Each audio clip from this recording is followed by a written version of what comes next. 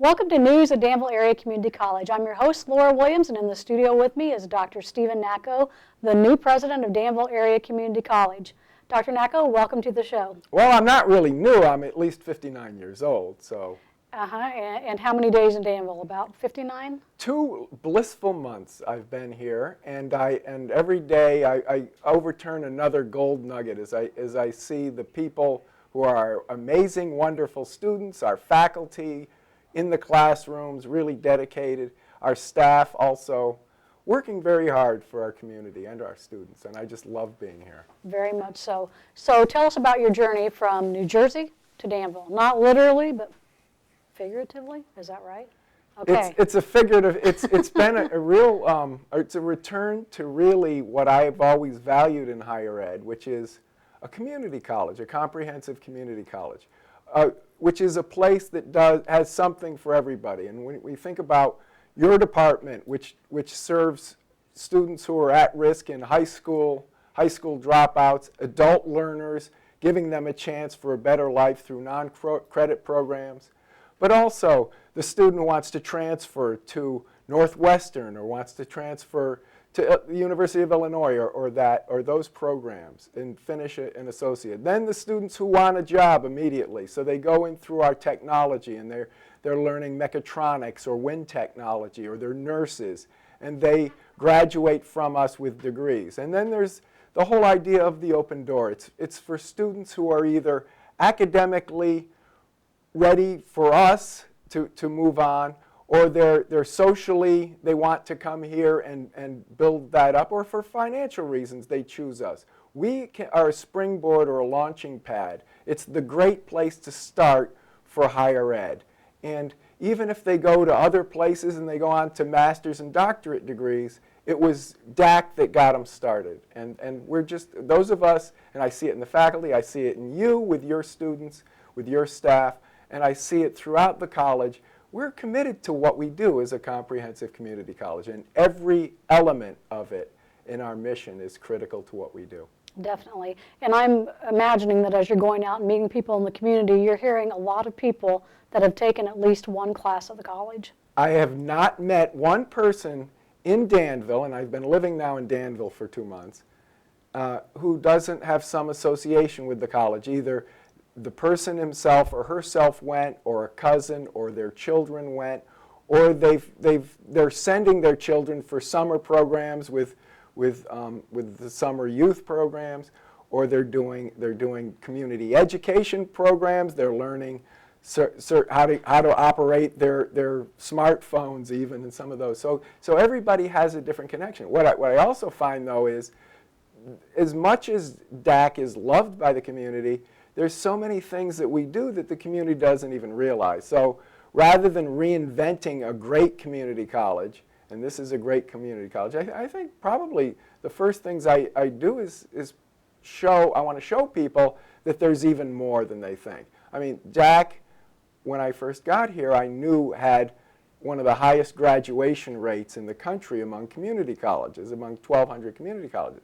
But now when I've been here, I've got to see firsthand.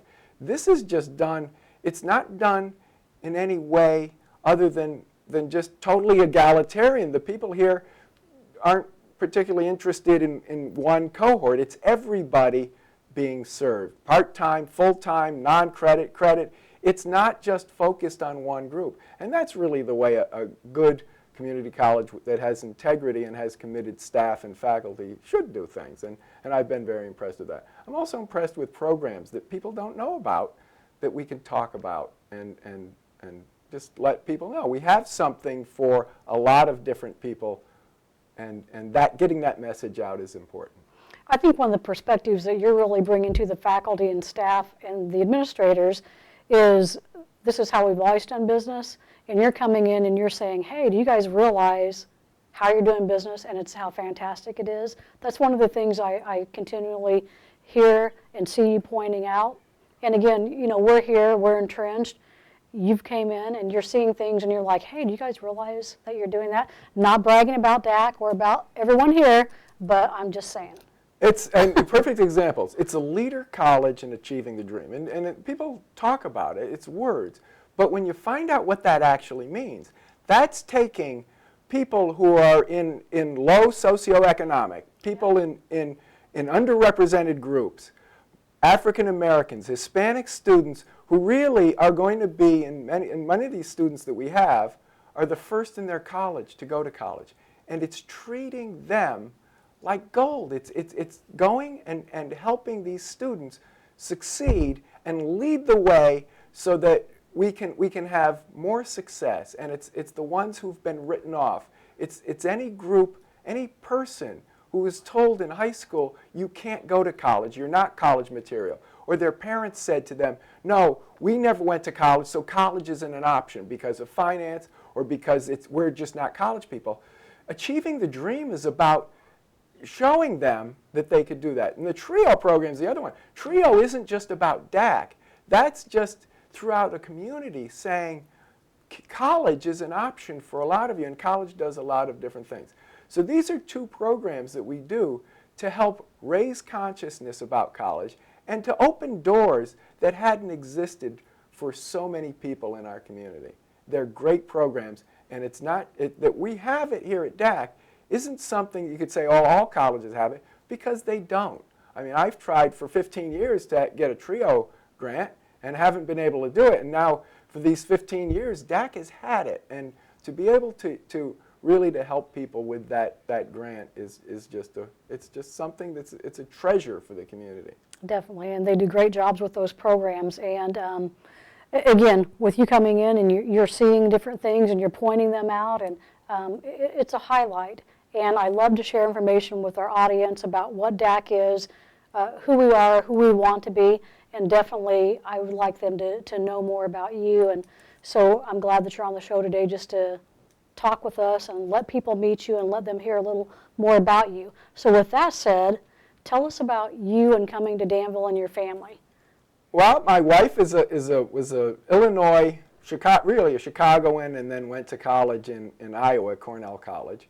So most of her family is in the area, about 40 different households within a couple of hours. Chicago, really northern Indiana, central Indiana, a little bit western Illinois, Champaign people. We have relatives there. We have a cousin who visits us now all the time.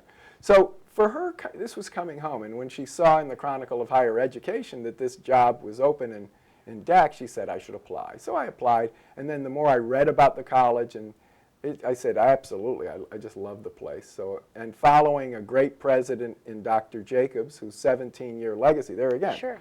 You've known Dr. Jacobs here for 17 years, but she has a national standing as one of the great community college presidents. She's continuing even now in retirement to represent community colleges on the Illinois Higher Education Board. So she's a major player, and to follow her at a great college like Dacc was also part of the attraction. So when we got here, and then my father-in-law was sick, so we were worried about him. If I were still back in New Jersey, I don't know what we would have done. But it's been a godsend to be able to live here, take care of him. Now he's back in fine fettle, so he's back in his Chicago apartment as a hoarder. He's got probably $100,000 worth of waffle irons and things in his apartment. And my brother-in-law, who saw Lake Vermilion and said, oh, I'm going to get my boat down here. So now he stays with us a little bit. He's a traveling nurse. But pretty much we've had family. Even this past weekend, we had 2 other cousins visiting. So it's like reconnecting with family that we haven't seen really in 30 years. We would visit 2 or 3 times a year from New Jersey, but now we're living with them. So it's been interesting there. That's awesome. And so one of the things that you like to do, or at least that's been brought to our attention, you like to walk around campus because, again, you're familiarizing yourself with what's going on. So tell us what you're seeing as you're walking around campus. I see our amazing students, and our amazing students in these classes. Now, earlier in the day, it's the college students. Later in the afternoon, it's College Express students in the tech building, coming from the high schools, dual enrollment students. Whatever they are, whatever age they are, or we have just a whole range of different interests, and whether it's in the clock tower with liberal arts and music, to technology, Mary Miller with the sciences. I just feel energized being around teaching and learning. And at the level it is here at Dacc, it's just what keeps me going. I'm not an office guy. So one of the things that we were talking about before you went on, or before we went on the air, we were talking about the strategic plan. So as we move forward, what are some of the things that you really want Dacc to reach out and do? Well, the number one thing in a strategic plan, which Dacc, again, has done intuitively, is to define a process where everybody in the college, and that includes board members, even students, but certainly all staff and faculty, are stakeholders and they're contributors. So they see it and that there's a process of developing it that's done collaboratively. And also to make it so that it's not a shelf document. A strategic plan has to be something that you can pull out. It's on one sheet, basically, like the USA Today version of, here are the highlights of what we're going to be looking to accomplish. There are 4 basic elements of it, just like a community college with 4 basic elements. Has teaching and learning foremost. What do we do to improve that? Always looking to address what our students need and what the community needs. The second one is student services. There's a whole number of things we're doing under Vice President Kitzman and Dean Amon, which look at better ways of helping students graduate, because that's always going to be on the top of any kind of strategic plan, student success. The third column is organizationally. What are we doing to address budget problems, but also what are we doing to help employees cope through budget problems, where they're doing more than they've done with less in terms of resources? How are we helping employees do that? And then the fourth is Dacc in the community. What is Dacc? How is Dacc related to all of the stakeholders who are external, from county leadership to city leadership, to any of our foundation board who are community members, and our great board of trustees. I mean, under Mr. Harby, Dr. Surfoss, that is an exceptional group of 7 people who are community people. They're citizen volunteers. They work hard. They care about the college, and they're not paid a dime to do it. They do it for the love of the community, because they pay it forward, and they're all also donors to our scholarship programs and things like that. So it's an amazing place. The strategic plan ties all of those 4 basic elements in.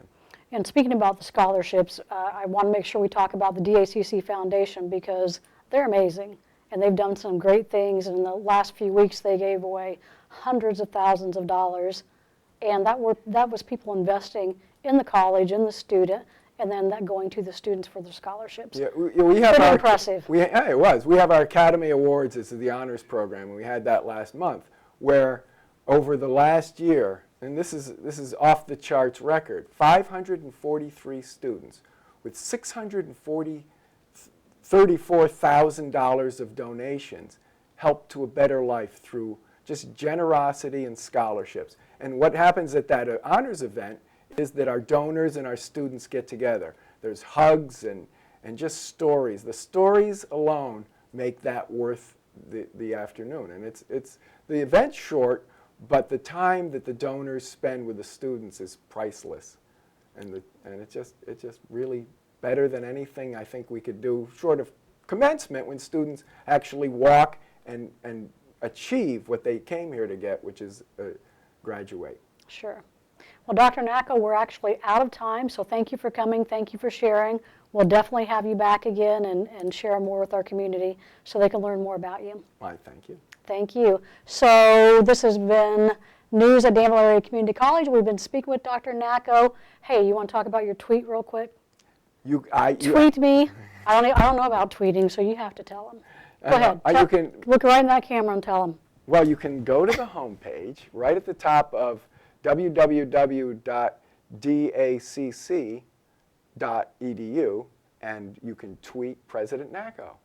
And I thank you. All right. We'll see you next time. I love working on these machines. The excitement is crazy. Well, I like fixing things and knowing how to do things. Do you want to work with your hands? Do you want to create something? Then this is the place to come to. You want to take the manufacturing engineering classes. Our programs include a lot of the latest technology, There's really an opportunity to go right into the workforce. There's no limit to what they can do. Education kind of becomes the key. The more you know, the more they're going to pay you. Right now, because we are so in need of skilled employees, companies are willing to invest in employees that will get training. If they have the interest and can be trained, this is the beginning. The aha moment, it's the reason I come here every day.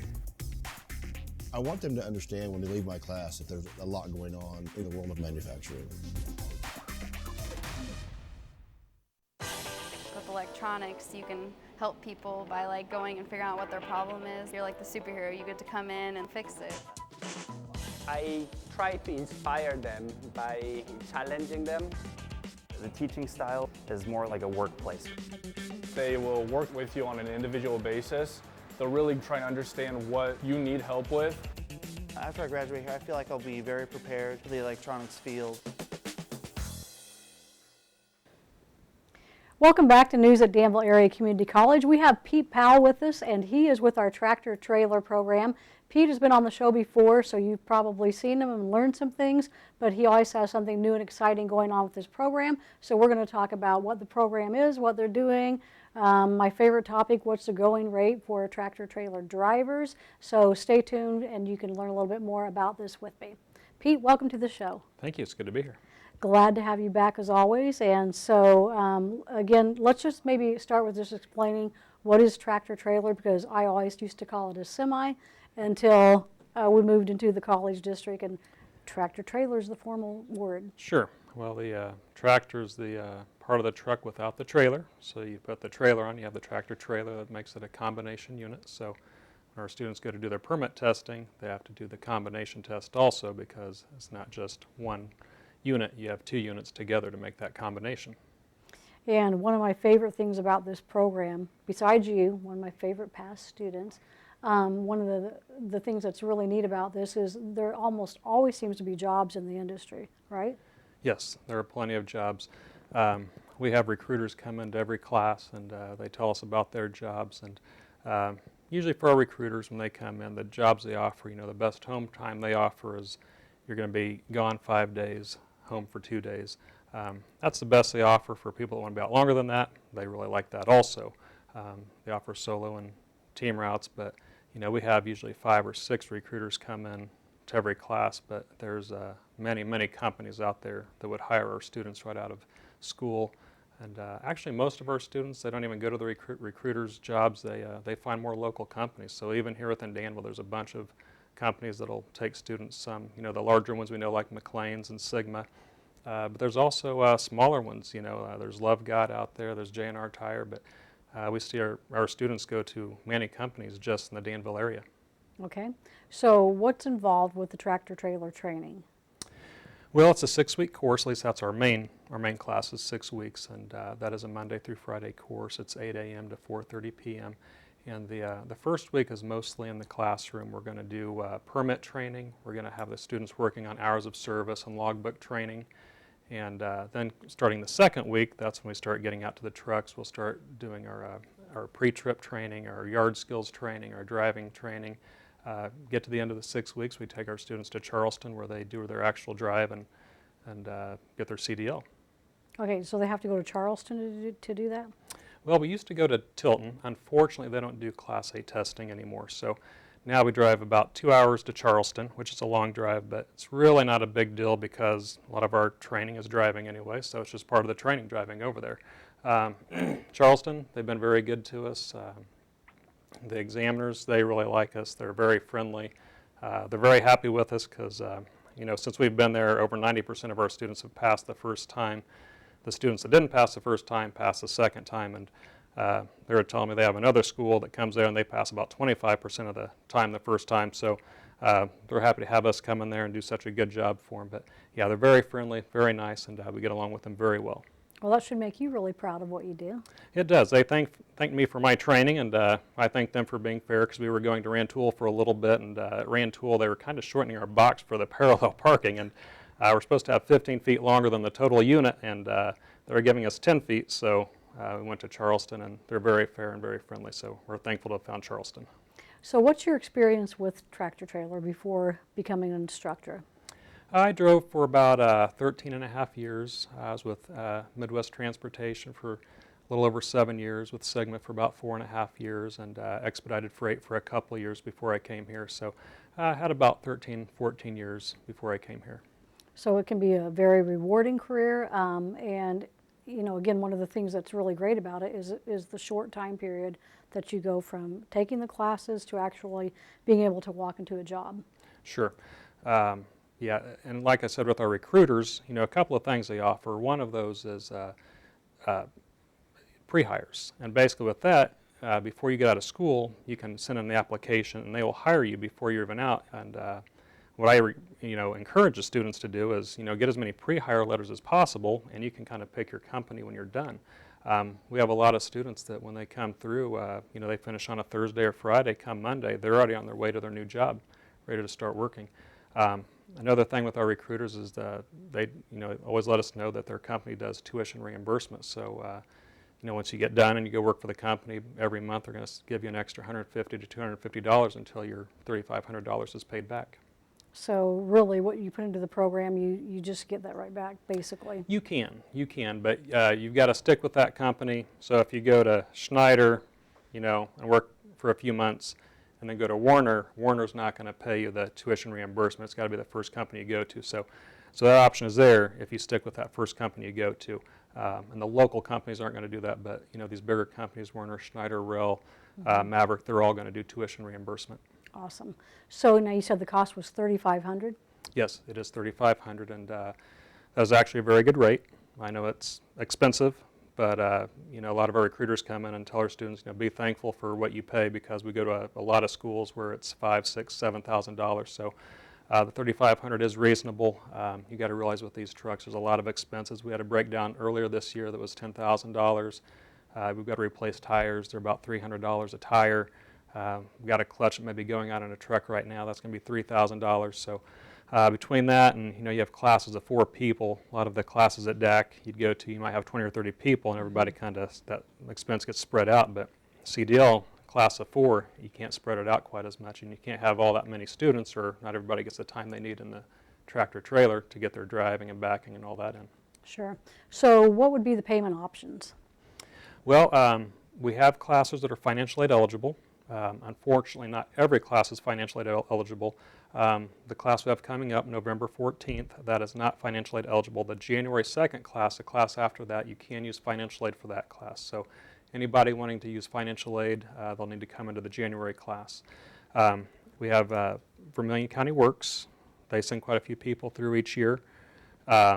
We have a 6-month payment plan at Dacc where you pay 10% down, a one-time $25 fee, then the payments are spread out over 6 months. So there's that option. We do accept the Veterans Grant, and we have some people that they just go take out a loan themselves at their own, you know, bank and pay that way.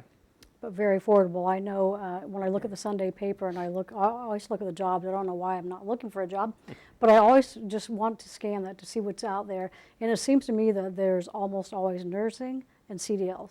Sure. Yeah. Basically, anywhere in the country you want to move to, they need drivers, CDL drivers. So, you know, anywhere you want to go to. And a lot of our recruiters, they come in and say, they tell us, you know, wherever you want to live, you can live and work for our company.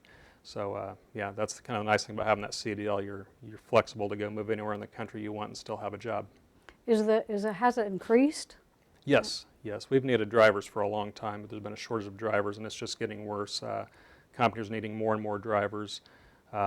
Just as time goes on, it just seems like the industry is needing more and more. So it's a good time to get your CDL, get out there. There's plenty of jobs. And like I tell my students, you know, you get a year behind the wheel, you know, keep a good driving record, don't get in accidents, don't get in tickets.